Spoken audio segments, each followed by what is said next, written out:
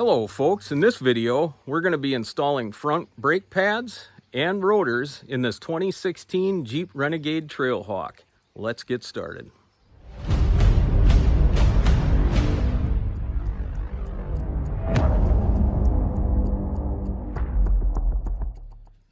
Alright folks, so the first thing we're going to do is we're going to crack open these lug nuts here, and actually they're not your standard lug nuts, and once we get them off you'll see they're actually bolts that hold the wheel on. So we're going to crack those loose, then we're going to jack it up via the unibody because it looks like to be a unibody similar to our XJ, and we're going to get it on a jack stand. So let's get that done and we'll be right back. Alright folks, so what we did is we jacked it up on a unibody using a board so we didn't dig into the metal. And then we put a jack stand under the center of the unibody with a block to protect it from going through. Next thing we're going to do is we broke free these bolts, and I'm going to zip those off and I will show you what they consist of. Alright folks, so we're going to zip these off. And as you can see, this is your lug nut or lug bolt. They are not lugs sticking out. It is actually a bolt.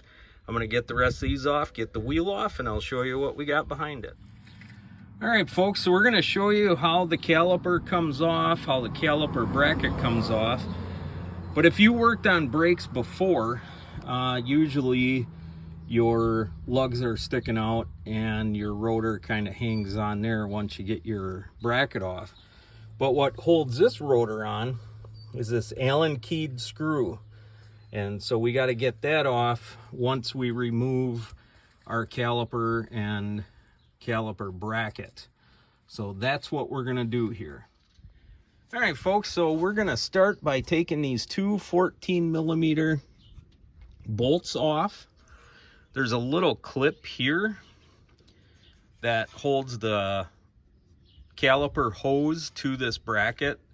So all you do is lift up on it and pull, and this little clip will come off, and that will allow you to pull this, because what we're going to do is set the caliper onto this center block. You can get a hook and hook it up here onto your spring, but we're not going to do that. So we're going to get these bolts off.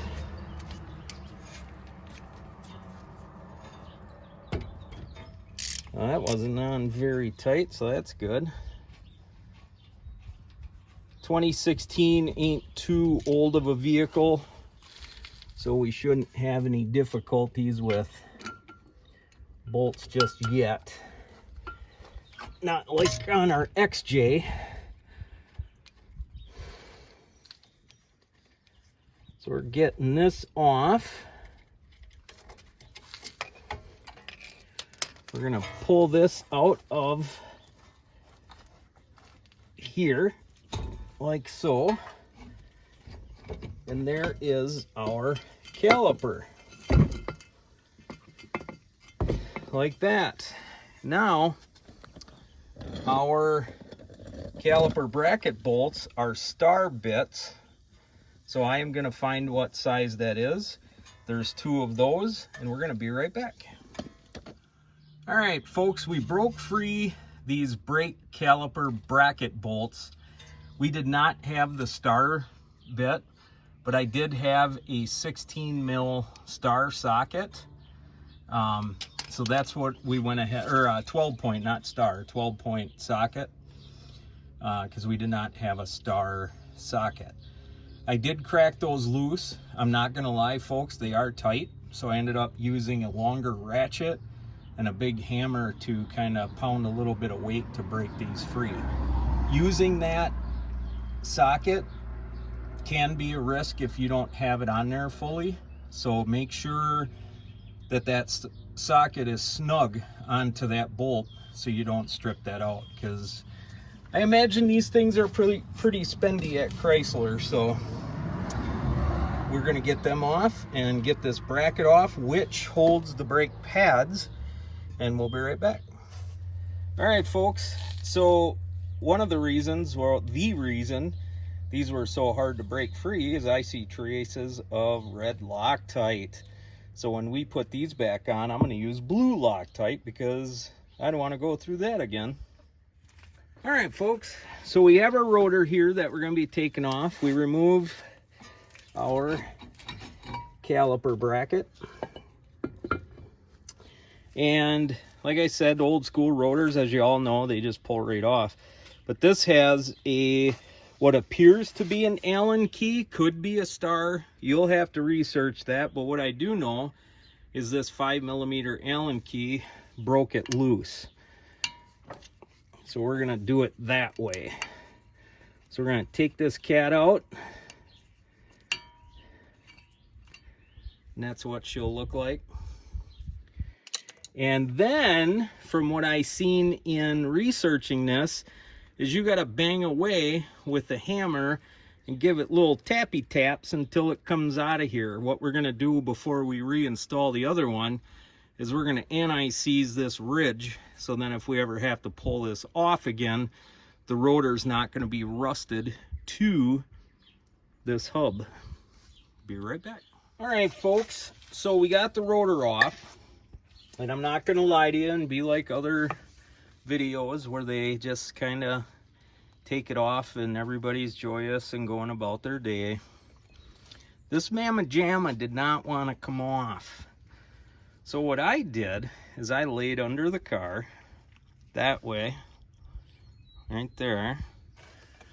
I took this mamma jamma because once this is in park, this does not turn. So I sprayed some WD-40 in the hub. Oh, and also I did end up tying the caliper up there because I needed swinging room. So I took a hammer, I busted it off. What I'm going to do now, I'm going to take some brake clean and this red scouring pad. And I'm going to clean this up, and I'm going to clean the outside of the hub up. And then I'm going to anti-seize the poop out of this without getting it in the lugs, because I do not want anti-seize in there because I don't want them backing out. All right, folks, so I took some brake clean to this, and I used that wire, or not wire wheel. I was going to use a whizzer wheel, but ended up just using the red scouring pad there. So what we're going to do is we're going to put some anti-seize around the hub and around this flange, avoiding the holes, the threads for the bolts.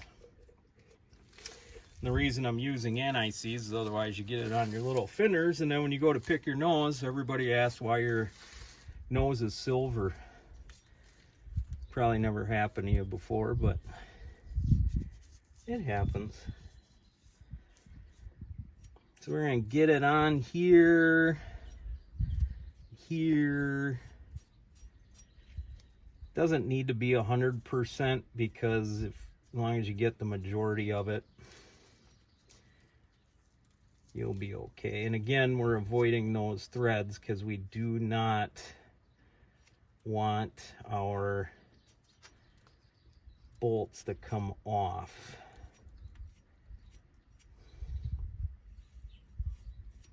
And I am happy with that, like so. Get around here, on the bottom,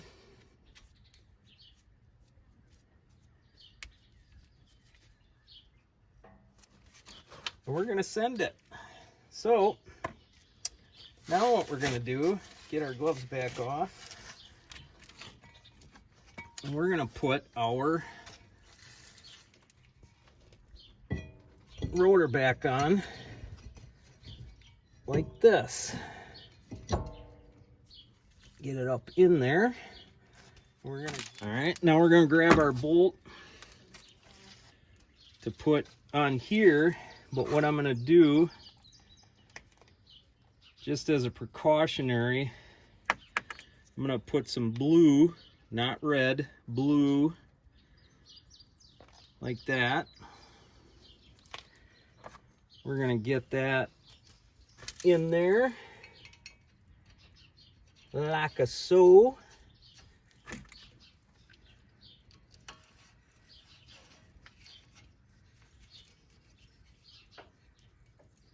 Now, if there is a torque spec on here, I'll try to look it up and put it in the description below. But for now, we're gonna go like this. Click, and now it's torqued. So we got that done. Now we're gonna move on to our caliper bracket to install our new brake shoes. All right, folks, so we have our caliper bracket with the shoes in it.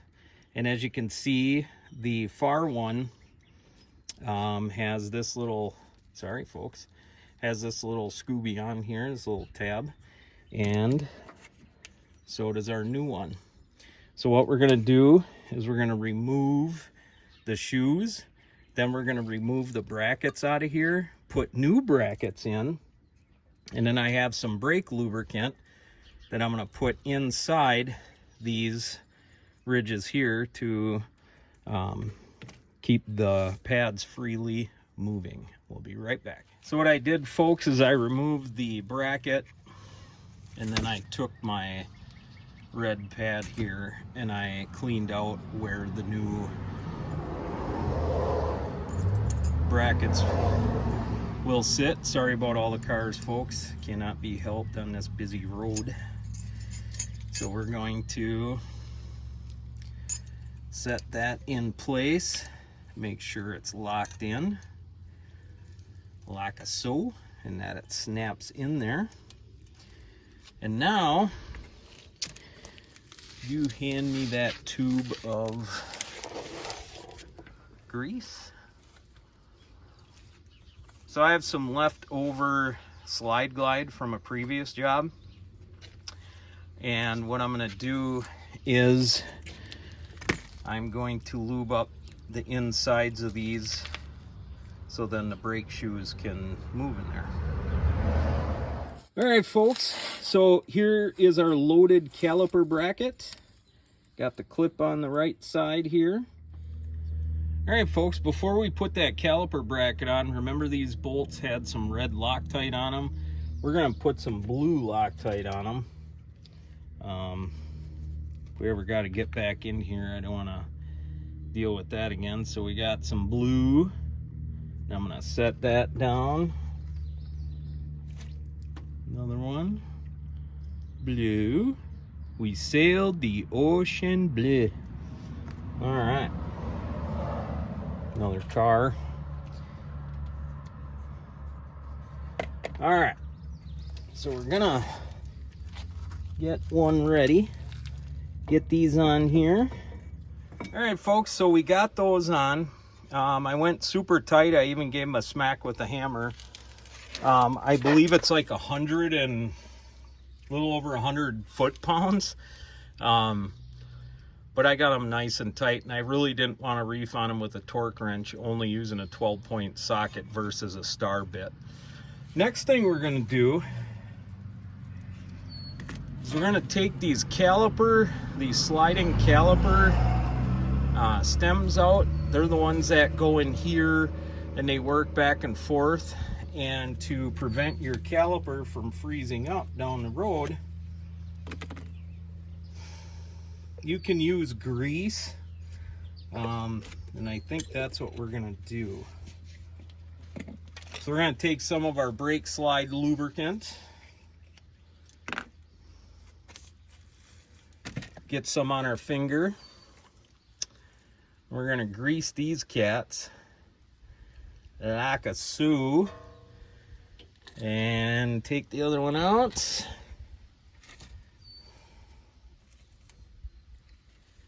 Get some grease on there, like that. And make sure, folks, that you're checking out our other videos. Our videos they consist of a lot of Jeep videos, and they consist of some gun videos, and some other little miscellaneous stuff here and there. But it'd be nice if you'd put in the comments below for me, what do you guys like as far as videos and what content you'd like to see. All right, folks, so on the back sides of these boots, you want to get them over this here. So what I'm going to do is I'm going to pull this rubber boot and I'm going to get it to stay on this little edge like that. And then that way these don't get dirt or anything like that. I'm going to try to do it on camera.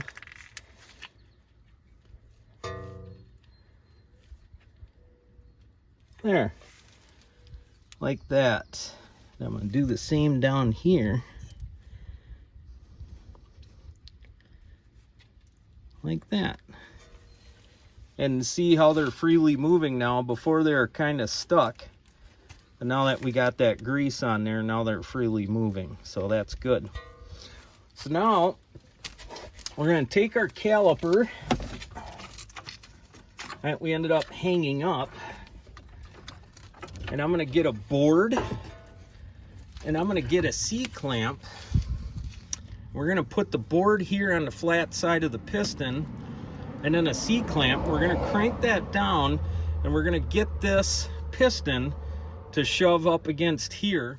All right, folks, so before we do this, I want to get our bolts prepped. So these little bolts that are going to go into the caliper itself, I want to put blue Loctite on there. You might be asking yourself, is that necessary? And I would say probably not. However, believe it or not, I did have these back out of a vehicle one time. We were driving. We had some horrible racket. I had just did the brakes and we had our caliper start to back out. Very unnerving. So I use blue Loctite. You can criticize me in the comments and I will take them to heart, maybe. And then I'll remember about the time I had them back off. Honestly, I probably got some anti-seize on there. And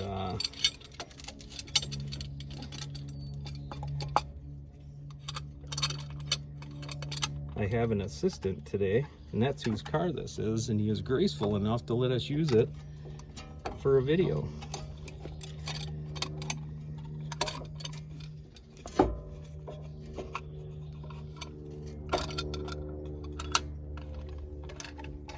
All right, so we're gonna crank this fella down. Now he's gonna go up and watch his reservoir and make sure that the fluid doesn't pour out of there as I back these off. We're gonna get it all the way up to the flange slowly, so we're not surging any fluid out of the reservoir. Now after we're doing this, we should not have to bleed these brakes. They will probably self-bleed. As you can see, we got our piston all the way shoved back, and he says we're good. So I'm going to go ahead, get this in here, make sure the bottom is in there as well.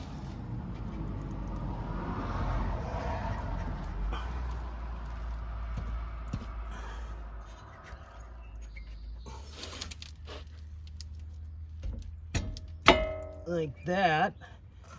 We got our blue Loctite on. We're going to stick that in there, get it started on top. We're going to get our other one in there, get that started on the bottom, and then we're going to take that 14 millimeter 6-point. We're going to tighten that mamma jamma up. Now remember, we also have this fella that's got to go back in here, but we want to get our clip ready and out of the way. like that. We're going to stick this back in here. We're going to take our clip, get that back, and I'll hook that up here off camera. But we're going to tighten these up, top and bottom, get our clip back in, and we should be good to go. Be right back. All right, folks, we're going to get our wheel back on, set this down, and go to the other side. These bolts, I am going to put blue Loctite on them, and again, that may not be necessary, but I just want to be cautious. These, according to the manual, are 89 foot-pounds. 89 foot-pounds. So we're going to get our wheel back on, get these snugged, set the car down, and then we're going to torque them to 89 foot-pounds. All right, folks. So what we're going to do is we got everything tightened up. We're going to put our wheel back on. We're going to snug these down, and then we're going to put the car back on the ground, and we're going to torque these to 89 foot-pounds according to the manual. But before I do, I'm going to put some anti-seize on the back side of the wheel just so it doesn't stick to the new rotor if we ever have to take these off again. It will make life a lot easier. So let's get that done, and we'll be right back. All right, folks, so we got the jack from underneath. We got the car sitting on the ground, and we torqued the lug nuts to 89 foot-pounds. Now we're going to do the other side. We'll be right back.